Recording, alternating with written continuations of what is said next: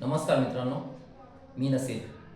मी आपल्यासमोर आज एक सामान्य नागरिक किंवा एक कार्यकर्ता म्हणून बोलत आहे. कुठल्याही पक्षाचा मी कार्यकर्ता किंवा सभासद म्हणून बोलत नाही. मित्रांनो, कालपासून टीव्हीला एक बातमी पाहतोय.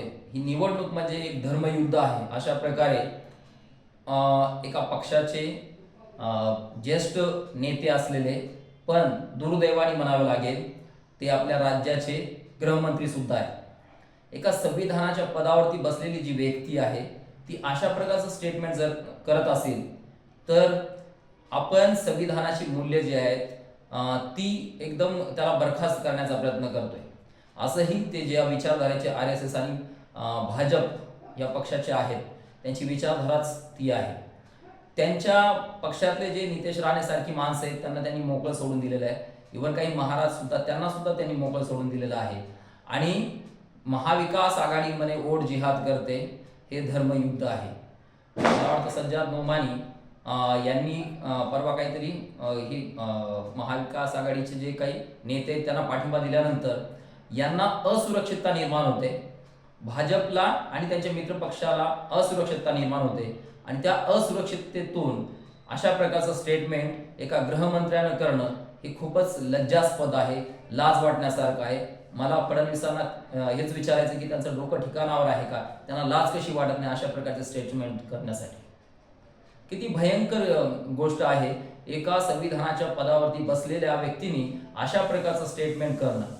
एकीकडं तुम्ही बेरोजगारी मोठ्या प्रमाणात वाढवताय, शिक्षणाचे प्रश्न आहेत, आरोग्याचे प्रश्न आहेत, शेतकऱ्यांच्या मालाला हमी भाव मिळत नाही, स्त्रियांच्या सुरक्षिततेचा प्रश्न आहे. एकीकडे त्यांना लाडकी बहीण बनायचं आणि दुसरीकडे त्यांची सुरक्षितता नाही, कितीतरी बलात्कार वगैरे होत आहेत, त्यांच्यावरती कितीतरी अन्याय अत्याचार होतोय.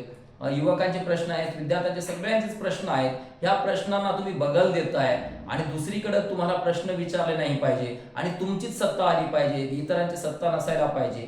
अशा अनुषंगाने इतकी महत्वाकांक्षा तुम्ही म्हणजे मुख्यमंत्री म्हणून तुमच्यामध्ये इतकी महत्वाकांक्षा आहे की तुम्ही दुसऱ्यांचे पक्ष फोडले, दुसऱ्यांची घरं फोडलेली आहेत आणि तुम्हाला आत्ता सत्ता जाते की काय.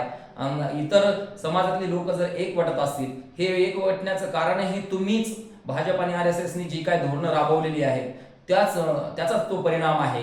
तुम्ही इतका द्वेष देशामध्ये आणि राज्यामध्ये पसरवलेला आहे की लोकांना आता पूर्णपणे असुरक्षित वाटायला लागलं आणि ते एकवटतायत. आणि जेव्हा ते एकवटतायत तेव्हा तुम्ही त्याला धर्मयुद्ध म्हणताय. हे भयंकर प्रकार आहे. हा प्रकार तुम्ही वेळीच थांबवला तर बरं, नाहीतर महाराष्ट्रातली जनता तुम्हाला माफ करणार नाही.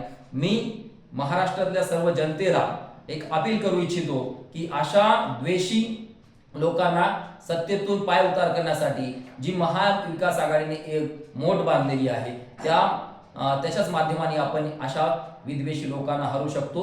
कुठलेही बाकीचे पक्ष किंवा व्यक्तिगत अपक्ष लोक जर उभं राहत असतील ते मताचं विभाजन करतायत आणि शेवटी यांनाच मदत करतायत, हे आपण लक्षात घेतलं पाहिजे. म्हणून आपण महाविकास आघाडीच्या सोबत उभं राहिलं पाहिजे. अशा द्वेष्टा लोकांना आणि संविधानाच्या पदावर बसून विद्वेष पसरवणाऱ्या अशा लोकांना सुद्धा आपण सत्तेतून पाय उतार केला पाहिजे. यासाठी आपण एकजूट होऊया. बहुजनांनो, आपण एकजूट झालं तरच. बहुजन शब्द सुद्धा मी खूप जबाबदारीने वापरतोय. बहुजन म्हणजे जातीय उतरण जी आहे त्याच्यातूनही जे शोषित जातीतले लोक आहेत त्यांनी एकत्र झालं पाहिजे आणि जे मुठभर दोन चार जे काय जाती असतील जे सातत्याने अत्याचार करतात. आणि दुसरा, आर्थिक अंगाने जेव्हा मी बोलतोय तेव्हा मुठभर लोकांच्या, अदानी अंबानी वगैरे सारखे काही 100-200 बाकीचे भांडवलदार लोक आहेत त्यांच्या हातात पूर्ण संपत्ती एकवटलेली आहे आणि ती जवळपास 95 ते 99% लोकांचं शोषण करत आहेत. तर अशा सर्वांनी एकत्रित झालं पाहिजे आणि यांना धडा शिकवला पाहिजे.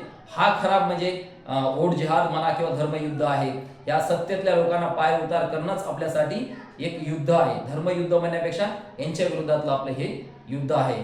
मी सर्वांना, बहुजन जे आहेत त्या राज्यातले, त्या सर्वांना विनंती करतो की आपण महाविकास आघाडीच्या पाठीमागे उभं राहून ह्या महायुतीतल्या लोकांना हद्दपार केलं पाहिजे. धन्यवाद.